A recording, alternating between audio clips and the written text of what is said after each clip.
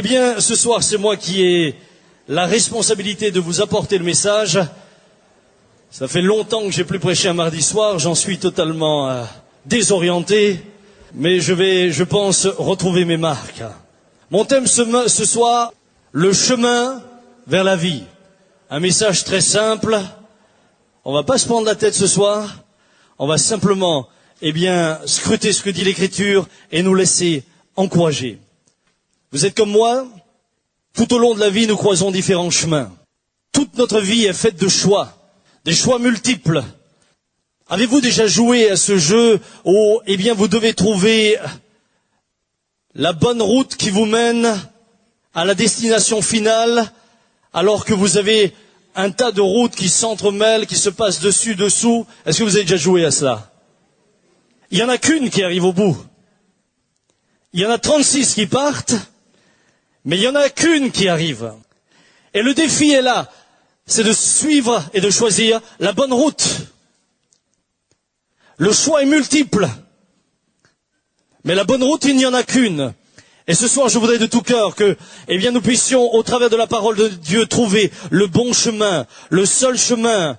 L'Écriture nous dit dans le Deutéronome, chapitre 30, verset 19, « J'ai mis devant toi la vie et la mort, la bénédiction et la malédiction. Choisis la vie afin que tu vives, toi et ta postérité. » Qui désire vivre? Je dis pas survivre, vivre.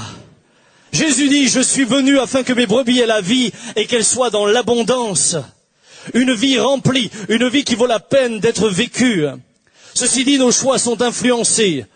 Et nos choix sont souvent influencés, par notre recherche de bien-être, de confort. Nos choix sont influencés par la facilité. Cependant, vous et moi, nous savons que la facilité n'est pas toujours et forcément le bon chemin. Réussir sa vie, ce n'est pas forcément choisir le chemin le plus facile. Il y a des étudiants ici.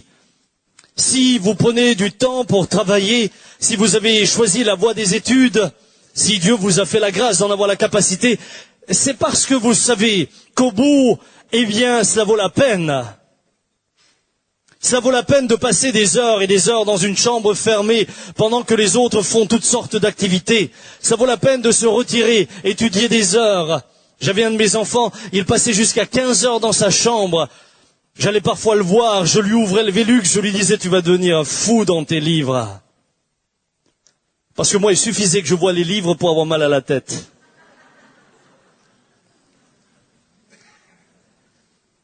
Mais il a une motivation, il a un but, il a un objectif. Et il sait que ce n'est pas le chemin le plus facile. Il y a des renoncements sur ce chemin. Il faut faire des efforts, et des efforts de toutes sortes. Il y a des plaisirs qu'il faut abandonner momentanément. Il y a des choses qu'on ne va pas pouvoir faire. Mais un jour, à l'issue, on moissonne ce qu'on a semé. Ceci dit, ce n'est pas le chemin le plus facile qui est forcément le meilleur. D'ailleurs, dans Matthieu, Jésus dit, entrez par la porte étroite, car large est la porte, spacieux est le chemin qui mène à la perdition. Et il y en a beaucoup qui entrent par là, mais étroite est la porte, resserrez le chemin qui mène à la vie, et il y en a peu qui les trouvent. Hello? Large est le chemin qui mène à la perdition. On s'y trouve facilement, on y avance facilement, emporté souvent par nos propres convoitises.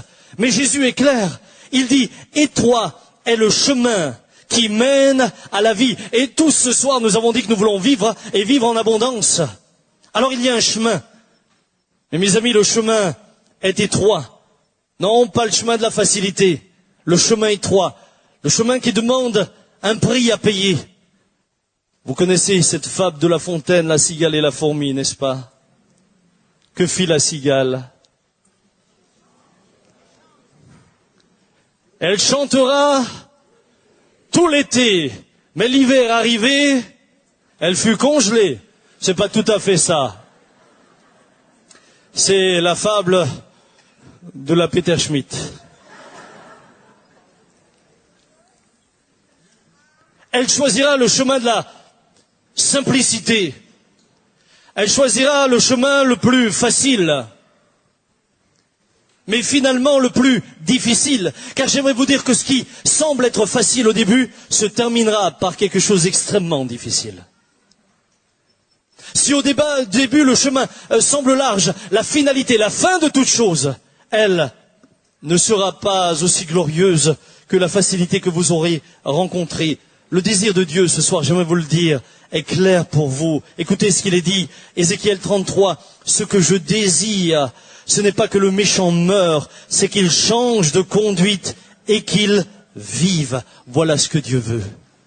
Dieu veut que vous viviez. L'objectif de Dieu, c'est que vous viviez et vous viviez en abondance. C'est le but de Dieu. C'est le désir de Dieu. Dieu désire votre bonheur. Pouvez-vous croire cela? Dieu désire que vous soyez heureux. Avec les amens que je viens d'entendre, je suis bouleversé. Dieu désire votre bonheur. C'est encore faible par rapport à ce que je viens de dire. Dieu désire votre bonheur. Eindelijk, eindelijk, eindelijk. Ik geloof voor Marie.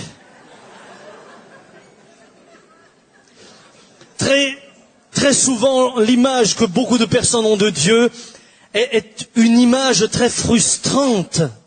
On a le sentiment que pour être chrétien, marcher sur le chemin étroit, il faut obligatoirement être austère et triste. L'image que nous avons est souvent une image d'austérité. Et le sentiment qu'on a, c'est que pour suivre Dieu, il faut toujours souffrir. Mais j'aimerais vous dire que Dieu veut votre bonheur. Dieu veut votre bonheur. On a une image souvent très faussée. On a le sentiment que être spirituel, c'est ne plus sourire. C'est plus qu'être comme ça dans une espèce de deuxième dimension.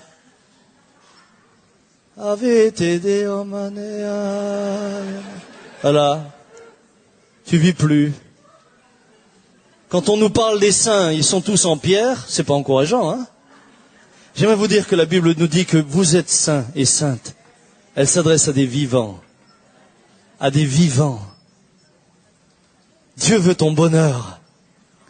Dieu veut que tu sois heureux, que tu sois heureuse. Ça, c'est son objectif. Dans le psaume 23, ce merveilleux psaume que tous vous connaissez bien sûr par cœur, n'est-ce pas? Je suis sûr que j'interroge n'importe lequel et il me le récite. On essaye? Vous savez ce qui se passe quand on pose ce genre de questions? Tout d'un coup, vous avez une partie de l'église qui se lasse les lacets des souliers, même quand ils n'en ont pas.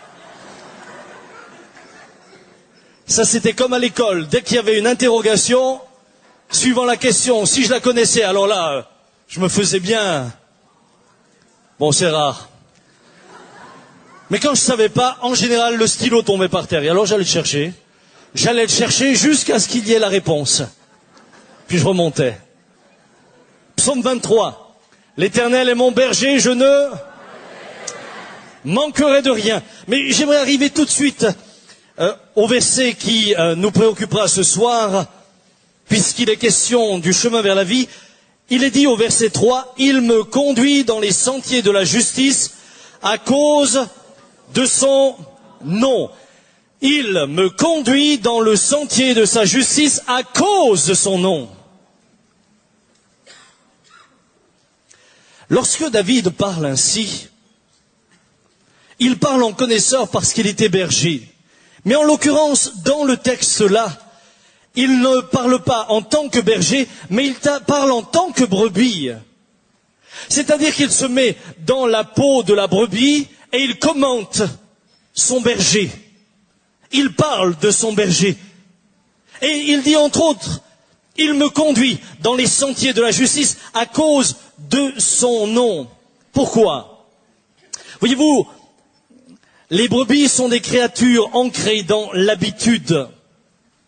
Nous, souvent, quand on parle des brebis, quand on parle de l'agneau, du mouton, on a le sentiment que c'est un animal très doux, On a le sentiment que c'est un animal très paisible, mais loin de là. Une brebis peut être têtue par-dessus tout. Une brebis peut être entêtée. Et le danger justement pour les brebis, c'est de choisir le chemin de la facilité et souvent le même chemin. Jusqu'à ce que des ornières se créent à l'endroit où elles passent. Elles passent, repassent et rapassent encore. Toujours au même endroit. Résultat des courses. Non seulement le lieu où elles broutent s'appauvrit, mais il est infecté par leurs propres excréments. Les brebis s'infectent à force de tourner toujours au même endroit. Elles corrompent le terrain sur lequel elles se trouvent. En fait, n'imaginez pas qu'une brebis est capable de se conduire elle-même. Une brebis à elle toute seule ne sait pas, n'a pas la sagesse, n'a pas l'intelligence pour savoir comment se nourrir, comment se déplacer et où se déplacer. Elle a besoin de la sagesse du berger. Ce n'est pas un instinct naturel en elle. Elle se plaît à revenir toujours sur ses pas. Elle se plaît à toujours revenir à l'endroit de la facilité, mais malheureusement, eh bien l'endroit de la facilité est également l'endroit de la maladie et de la mort pour elle.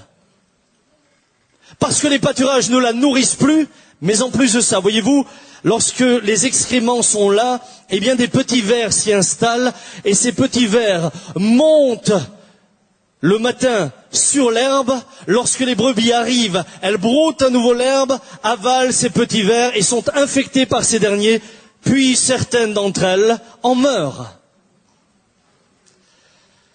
Ésaïe dira, nous étions tous errants comme des brebis, chacun suivait sa propre voie, mes amis. En d'autres mots, comme la brebis, la plupart d'entre nous, nous préférons agir suivant nos propres habitudes, caprices et notre propre volonté. Ça, c'est ancré en nous. Même quand on est chrétien, bonne nuit, Cathy, excuse-moi de t'avoir réveillé. Même quand on est chrétien, même quand on est croyant, je me rends compte et je vois des croyants qui tournent en rond toujours dans les mêmes ornières. Et les ornières, c'est terrible. Parce qu'on y revient automatiquement. Est-ce que vous avez déjà fait du ski? Moi, je vous l'ai déjà dit que j'ai fait du ski. Ça s'était passé de manière dramatique pour moi. Mais ce qui est terrible au ski, ce sont les ornières quand tout le monde passe au même endroit. Et que tu es un débutant comme je l'étais, automatiquement, tu t'inscris dans ce que les autres ont tracé pour toi. Et si la fin de l'ornière, c'est un arbre, eh bien, tu vas embrasser l'arbre. J'essayais de sortir des ornières, et automatiquement, mes skis, zoup, glissaient de nouveau dedans, et c'était comme des rails. C'était tout indiqué pour la catastrophe. Nous étions comme des brebis errantes. Nous agissions selon nos caprices. Et régulièrement, nous répétions les mêmes erreurs. Avez-vous remarqué combien de fois vous avez déjà répété les mêmes erreurs dans votre vie? C'est le philosophe allemand Hegel qui disait « L'histoire apprend à l'homme que l'homme n'apprend rien de l'histoire. » On n'a jamais autant dit plus jamais ça. Et pourtant, on n'arrête pas d'avoir des guerres. On a eu des guerres terribles. Et puis on a affirmé que plus jamais on ne recommencerait cela. Mais l'être humain est comme la brebis. Il suit ses propres voies et régulièrement retourne dans ses ornières. Regardez, dans certains mariages, certains divorces. L'autre jour, j'étais en peine. Et si cette personne devait être là, je le dis avec beaucoup de compassion, mais j'étais vraiment en peine. Cette personne m'expliquait que sa maman était mariée pour la 9e fois. Alors je me dis, mais quand tu te maries 9 fois, c'est que tu fais 9 fois la même erreur. C'est donc qu'en toi sont inscrits des schémas dans lesquels tu retournes inexorablement, constamment. Mais le drame, c'est que ceux qui sont concernés ne reconnaissent jamais qu'ils doivent changer. C'est toujours l'autre qui doit changer. C'est toujours de la faute de l'autre. Alors, on commence, on recommence encore, et on recommence encore, constamment, dans les mêmes ornières, jusqu'au jour où ce fonctionnement nous détruit. Il y a une volonté d'autodestruction dans l'être humain qui est absolument terrible. Et cette volonté est souvent liée à l'orgueil, à l'affirmation du soi, incapable de reconnaître, incapable de nous remettre en question. Nous persévérons dans l'erreur. Messieurs, ça m'est déjà arrivé, c'est pour ça que j'en parle. Lorsque vous êtes invités à quelque part, vous cherchez votre chemin pour atteindre l'adresse. Mais trop souvent, nous les mâles,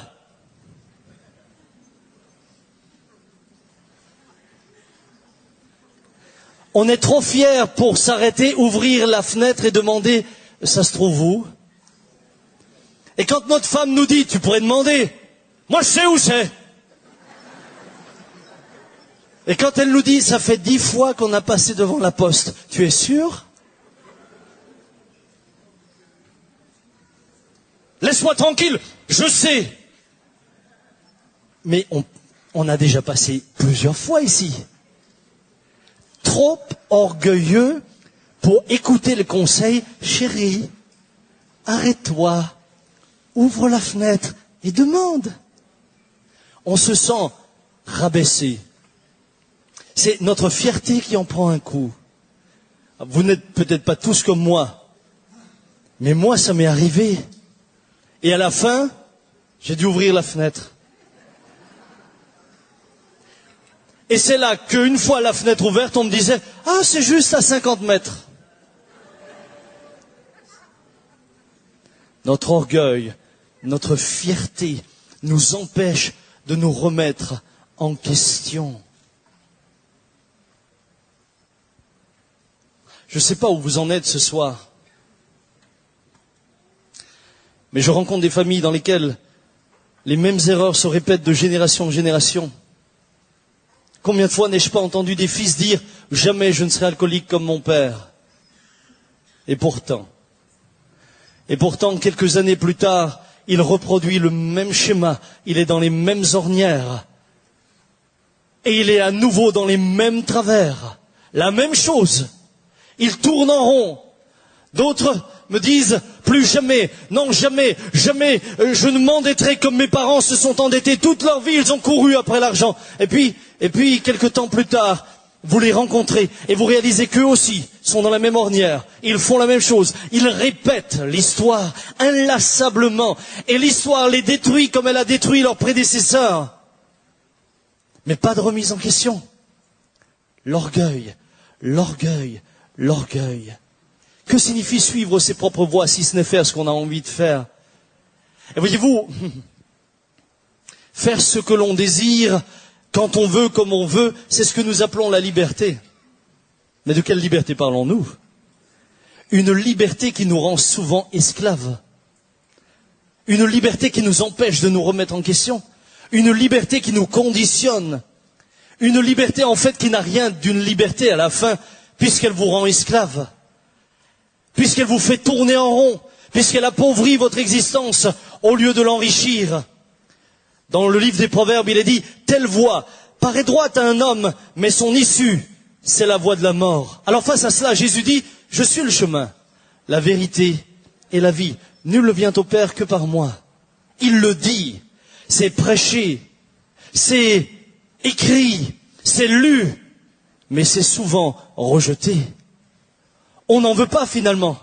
Nous n'en voulons pas, nous voulons continuer dans nos propres voies, comme la brebis obstinée. Nous voulons faire notre volonté. Mais rappelez-vous qu'une brebis obstinée comme cela est en danger. D'abord d'être dévorée par les prédateurs. Deuxièmement, les brebis qui tournent toujours dans leurs ornières finissent squelettiques.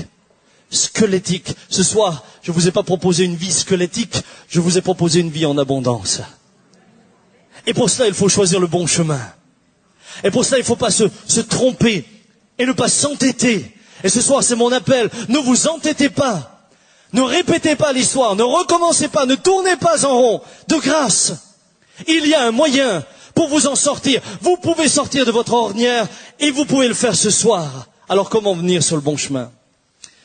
Eh bien tout d'abord, reconnaître que nous avons besoin d'aide. Nous avons besoin d'aide. Vous ne pouvez pas secourir quelqu'un qui ne reconnaît pas qu'il a besoin d'aide. Vous ne pouvez pas. Vous ne pouvez pas. Vous savez, c'est un instituteur un jour qui dit à ses élèves, eh bien, demain c'est jeudi. À l'époque, c'était jeudi encore. Vous vous souvenez quand c'était jeudi libre? Qui s'en souvient? Ah, il y a quand même pas mal de vieux, hein? Ouais. Non, je vous ai piégé là. Le jeudi. Et alors il dit demain, vous allez faire une bonne action. Alors vendredi arrive, et puis l'instituteur arrive, il dit alors Albert, qu'as-tu fait comme bonne action? Ah, j'ai aidé Madame Germaine qui est aveugle à traverser la route. Très bien, je te félicite. Joseph, j'ai aidé Albert à faire traverser Madame Germaine la route. Bien. Jules, j'ai aidé Albert et l'autre à prendre Madame Germaine pour traverser la route. Puis il arrive au 6e, la même chose. Alors l'instituteur dit, mais attendez, vous êtes quand même pas mis toute la classe à aider Madame Germaine à traverser la route?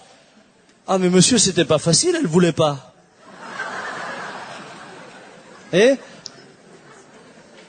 parfois on veut faire des actes en désirant aider quelqu'un qui ne veut pas.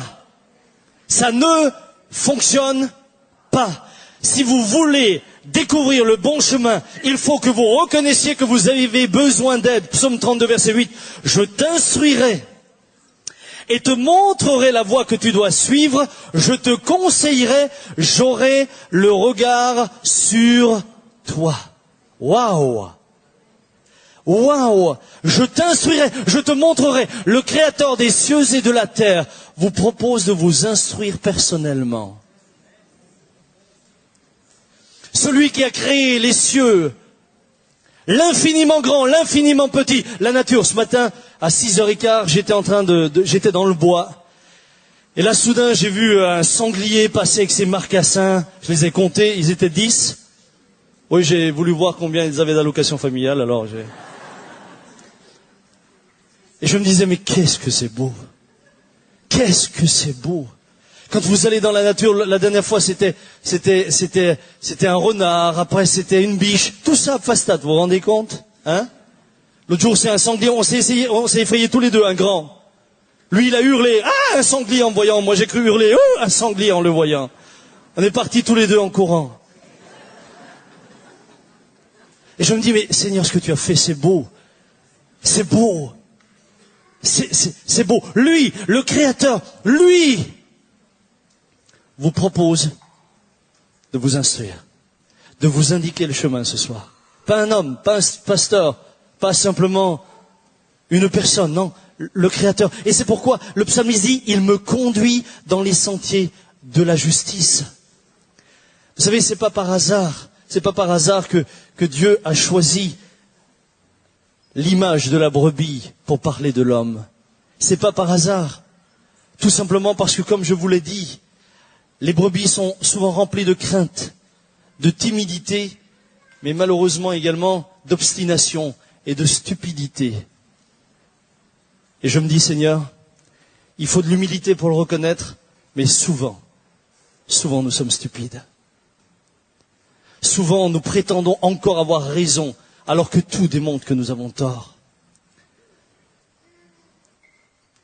Nous voulons encore montrer aux autres que nous avons bien choisi. Vous savez à quoi ça me fait penser? Ça me fait penser au mauvais riche et à Lazare. Vous vous souvenez de cette histoire?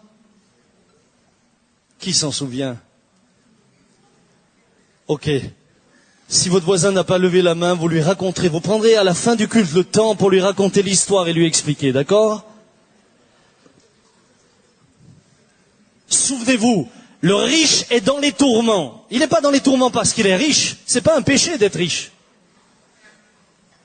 Je vais le dire, c'est pas un péché d'être riche. Ce qui est un péché, c'est de vivre que pour ses richesses. Il est dans le tourment. Et dans le tourment, Il dit, Père Abraham, envoie Lazare vers mes frères, afin qu'ils ne viennent pas dans ce lieu de tourment. Et Abraham dit, impossible, ils ont la loi et les prophètes, qu'ils y croient. Et là, le riche, que lui dit-il? Non, Père Abraham. Il lui dit, il conteste encore avec lui. Attendez, il est dans les tourments, il est en enfer, tout lui montre par A plus B qu'il a tout eu faux, il conteste encore. Est-ce que ce n'est pas de la stupidité? Il conteste même dans l'échec le plus profond, qui est celui d'être coupé de Dieu éternellement. En fait, ce brave homme, toute sa vie, a dit non à Dieu, et maintenant, même en enfer, il ne sait plus lui dire oui. Non, non, j'ai raison, je sais, j'ai pas besoin des autres, je suis libre, je fais ce que je veux, comme je veux. Stupide.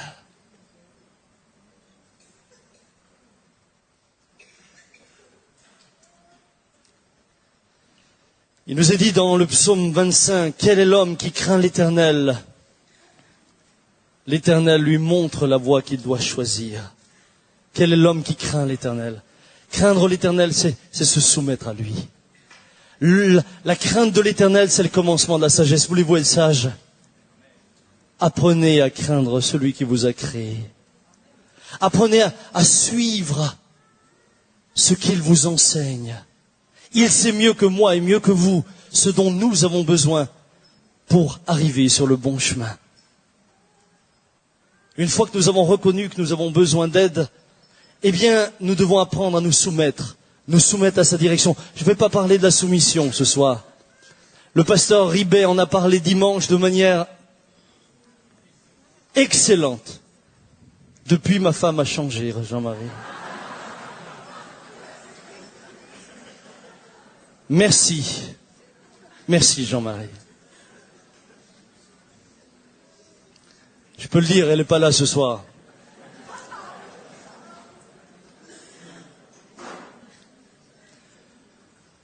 Simplement un mot. Ce qui est sûr, c'est que la soumission n'est pas une tendance naturelle. Nous ne sommes pas naturellement soumis. Cela a été dit dimanche. Le premier mot que savent dire les enfants, c'est non. L'autre jour, j'avais ma petite Jade. Elle a maintenant 1 an. Bientôt, je vais être grand-père 2 fois. Ah oui, le gendre, il travaille, hein. J'ai l'impression de me revoir il y a 20 ans.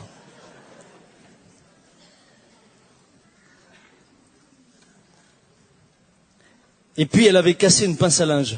Simplement une pince à linge. Elle l'avait cassée. Je lui ai dit, Jade, qu'est-ce que t'as fait? Elle a 1 an, elle ne sait pas parler, hein. Elle baisse la tête, elle ne me regarde pas. Je lui dis, Jade, qu'est-ce que t'as fait? Ne me regarde pas. Jade. Papilou te parle. Vous savez ce qu'elle me fait? Elle me tourne le dos, elle s'assied dans l'autre sens, elle dit cause toujours.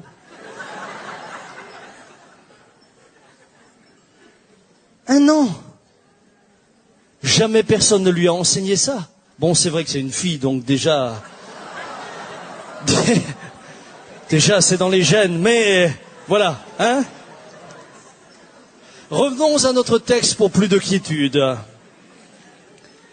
Puis ayant appelé la foule avec ses disciples, il leur dit, si quelqu'un veut venir après moi, qu'il renonce à lui-même, qu'il se charge de sa croix et qu'il me suive.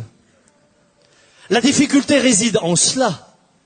Souvent, nous ne voulons pas renoncer à nous-mêmes, même en tant que croyants. Les gens me disent parfois, ça fait 15 ans que je suis chrétien. Oui, ça fait 15 ans que tu es dans l'ornière. 15 ans que tu fais à ta tête et que tu veux imposer ce que tu fais à Dieu. 15 ans. Pour moi, le nombre d'années de conversion ne veut pas forcément dire quelque chose.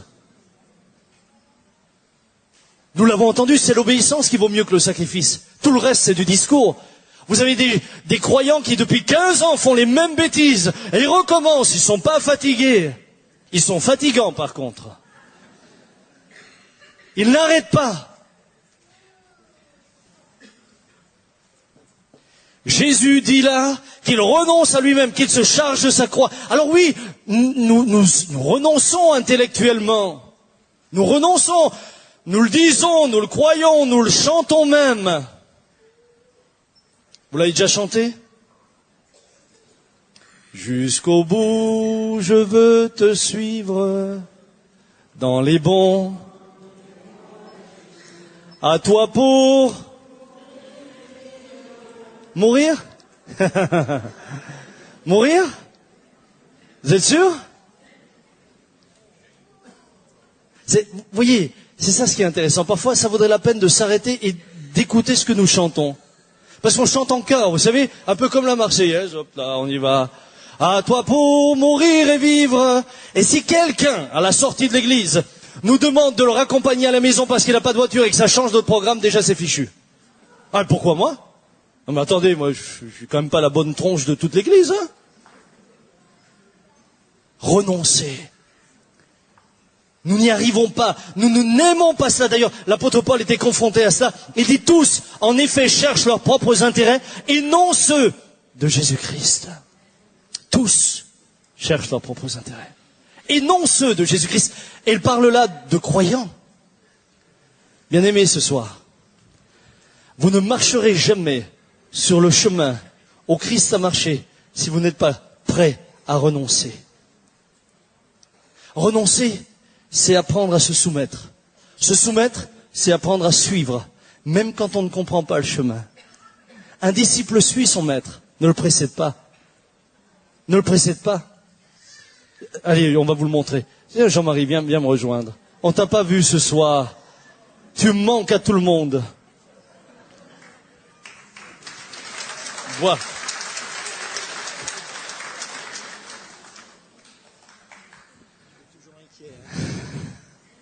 Je traduis pas ce qu'il dit là. Imaginons qu'il soit le maître. Ça te plaît quand même? Voilà. Oui. Il est humble et fier de l'être. Bien. Me soumettre au maître, c'est quoi? C'est le suivre où qu'il aille. Où qu'il aille. Même si je me dis le maître a bu un coup ce soir, mais c'est le suivre où qu'il aille, quoi qu'il fasse. Je comprends pas forcément le chemin. Oui, là tu peux rester. Maître, dressons une tente en ce lieu. Je comprends pas forcément le chemin. Je ne comprends pas forcément ce qu'il fait. Mais je renonce à ma volonté qui dit, moi, j'ai pas envie d'aller là. Et qu'est-ce qui se passe? Qu'est-ce qui se passe quand on ne suit pas le maître? Quand par exemple on dit, Seigneur, ah non, pas ça. On va son chemin. On se balade où on veut. On fait ce qu'on veut. Mais tout d'un coup, le maître n'est plus là.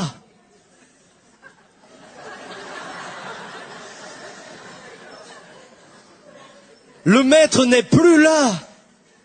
Et pour vous aider à revenir, il commence à vous priver de la bénédiction.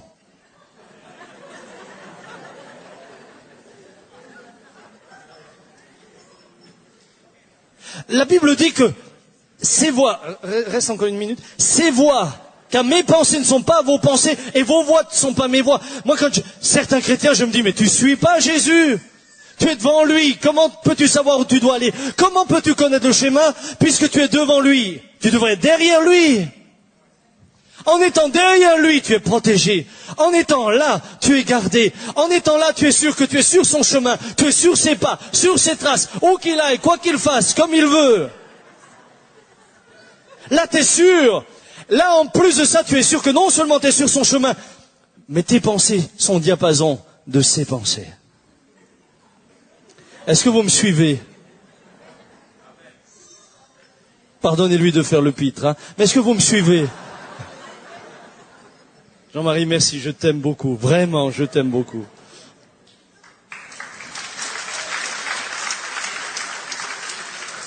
Se soumettre, c'est suivre, c'est abandonner mes raisonnements, c'est dire, ok, t'as raison Seigneur, je comprends pas tout.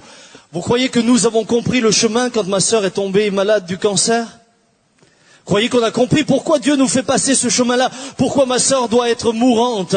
Pourquoi faut-il que, après toutes les radiothérapies, après toutes les chimiothérapies, après toutes les interventions chirurgicales, elle soit condamnée? Pourquoi? pour qu'enfin elle vienne sur son chemin, pour qu'elle soit là où elle est aujourd'hui. Il a fallu cela. Nous ne comprenons pas tout le temps les chemins du Seigneur. Parfois, nous sommes perdus. Parfois, c'est l'épreuve. Parfois, c'est difficile. Mais s'il est devant nous, nous avons la garantie de la sécurité. Le berger emprunte parfois des voies pour emmener les brebis sur les hauts pâturages. Les voies ne sont pas toujours faciles. Elles sont parfois escarpées. Elles sont parfois étroites, voire dangereuses. Mais il le fait parce qu'il a un objectif. C'est les emmener dans de verts pâturages. Mon frère, ma sœur, ce soir, mon ami, ce soir, choisissez le chemin de la vie. Je m'étais noté 6 points pour une autre fois. Je vous les énumère rapidement, d'accord ? La troisième chose qu'il nous faut si nous voulons suivre le bon chemin, c'est acquérir une nouvelle mentalité, de nouvelles attitudes, nouvelle mentalité, changement de mentalité, changer de mentalité. J'avais 6 points là. Le premier, au lieu de m'aimer moi-même, je veux aimer Christ de tout mon cœur et les autres plus que moi-même. Et ça coûte quelque chose. Aimer, c'est une décision. Aimer, souvent on confond aimer avec un bon sentiment. Non, non, aimer c'est une décision, c'est un choix. Tu choisis d'aimer. Et tu démontres ton amour quand tu fais quelque chose qui te coûte. Quand tu fais quelque chose qui ne te coûte pas, tu démontres pas ton amour. Je vous l'ai raconté une fois, ça a été dramatique. Allez, je termine peut-être avec ça pour vous dire ce qu'il faut jamais faire. J'habitais à côté d'une grande surface où il y avait un fleuriste. Et j'ai vu le fleuriste aller jeter les fleurs dans la poubelle. Je me suis dit, tiens, je pourrais faire un cadeau à ma femme. Alors moi je pensais que c'était un acte d'amour, vous voyez, mais surtout qu'il me coûtait pas cher. C'était surtout ça que j'avais vu. Et je me rendais compte que finalement j'étais en train de m'aimer moi-même plus qu'elle. Parce que ce que je visais, c'était 2 choses. Rien dépenser, et puis qu'elle soit bien lunée avec un cadeau. Vous voyez ? Ça, elle est bien lunée. Moi, je suis tranquille. Et puis de l'autre côté, ça m'a rien coûté. Bien. Je vais donc à là. Je regarde si ma femme est pas là. Je regarde, j'observe. Elle est pas là. Tac, hop, je sors discrètement, très discrètement. J'arrive à la poubelle. Il y a encore la fleuriste. Je dis, elles sont belles vos fleurs. Elle dit, mais oui, monsieur Peter Schmidt, vous vous rendez compte de si belles fleurs? Je dis, on pourrait faire un bouquet. Elle me dit, bah oui. Oui, monsieur Peter Schmidt, si vous voulez. Elle était un peu étonnée que j'arrive là, mais... Alors ensemble, on a fouillé les flétries, les fanés, on était dans la poubelle en train de faire notre bouquet. Et puis on en a sorti un truc pas mal. Puis je suis retourné vers la maison en me disant, de toute façon, elle saura rien. Moi, je suis content, ça n'a rien coûté. Et puis, elle se réjouira pour l'amour que je lui manifeste. Au moment où j'approche de la maison, je vois le rideau qui bouge. Mamma mia, mamma mia, mamma mia. Tout mon plan est en train de s'effondrer. Je monte l'escalier. Elle est en haut de l'escalier, elle m'attend les bras croisés. Je souris aussi largement que possible. Je dis, je voulais te faire plaisir, chérie. Elle me dit, je vois. Rien qu'à la réponse, les fleurs avaient envie de flétrir.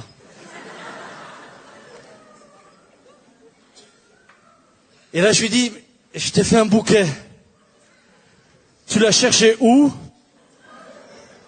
Marinella.